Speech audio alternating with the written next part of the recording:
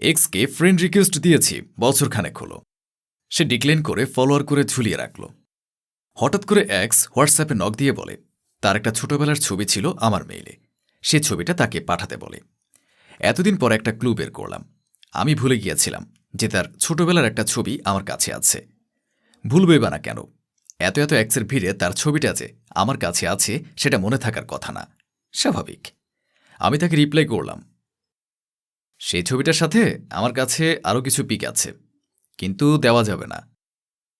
কেন? বছরখানেক আগে আমি ফ্রেন্ড রিকোয়েস্ট পাঠিয়েছিলাম, মনে আছে? আমি অ্যাকসেপ্ট করিনি। তাই আমিও ছবি দিতে পারবো না। আর তাছাড়া নিজ থেকে যেহেতু মেসেজ দিয়েছ, আমারই ভালো হলো। কেমন ভালো? তোমার আর আমার ছবিগুলো তোমার হাজব্যান্ডের ইনবক্সে পাঠাবো। তাছাড়া তোমার 7 বছর বয়সী ছবিটা আছে না, ওইটা ডেতে আপলোড করব। ব্ল্যাকমেল ভালো হচ্ছে না কিন্তু। শপিং করে দিলে পিকগুলো দিতে পারি। থাক, লাগবে না, বাই। এই শোনো, কি? তোমার আরেকটা ছবি আমার কাছে আছে, বুঝিয়ে বলা লাগবে? না। কবে শপিং করে দিচ্ছ? শুক্রবার। ঠিক আছে, আমি মার্কেটে বিকেলে অপেক্ষা করব। রিনি বিকেলে এসে নক করল। কই তুমি? তোমাকে আমি দেখেছি, ওখানে দাঁড়াও, আমি আসছি। সারা বিকেল ঘুরে 1010 টাকার মার্কেট করলাম।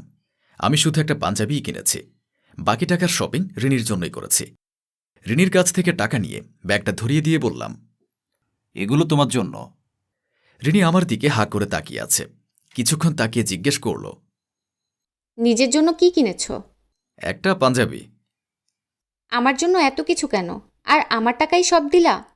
আমি তো বেকার, আর এই বেকার দেখেই তো হারিয়ে গেলা। শুনেছি ভালো জব করো।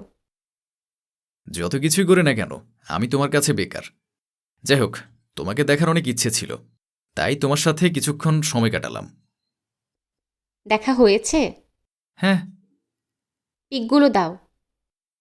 তোমার মেইলই রাতে পাঠিয়ে দিয়েছি। চলো কফি খাই, তোমার পছন্দের লাটে। এখন অপছন্দ। কেন? কফির ফোম যে এখন আর তোমার ঠোঁটে লেগে থাকতে দেখি না। তাহলে চলি। ও হ্যাঁ, এই শপিংয়ের টাকাগুলো তোমার অ্যাকাউন্টে পাঠিয়ে দেব। এখন হাতে টাকা ছিল না। লাগবে না, আমি খুশি হয়েছি। ঋণী থাকতে চায় না। যে তুমিটা আমার নেই, সে তুমিটার কাছে ঋণী থাকবো কেন? তোমার পছন্দের নীল পাঞ্জাবি কিনেছি, পিক তুলে পাঠিয়ে দেব। রাত হয়ে আসছে, এখন চলি। ভালো থেকো। রিনি ওর নিজ গন্তব্যে ছুটছে। আমি পেছন থেকে দাঁড়িয়ে দেখছি, যত দূর পর্যন্ত রিনিকে দেখতে পেরেছি। চোখের পলক যেন পড়ছে না। ভালোবাসা সুন্দর, প্রিয়জনকে কাছে পেলেই শুধু ভালোবাসা হয় না। দুটি মানুষ দুই প্রান্তে থাকলেও, জীবন থেকে অন্যের হয়ে গেলেও ভালোবাসা যায়।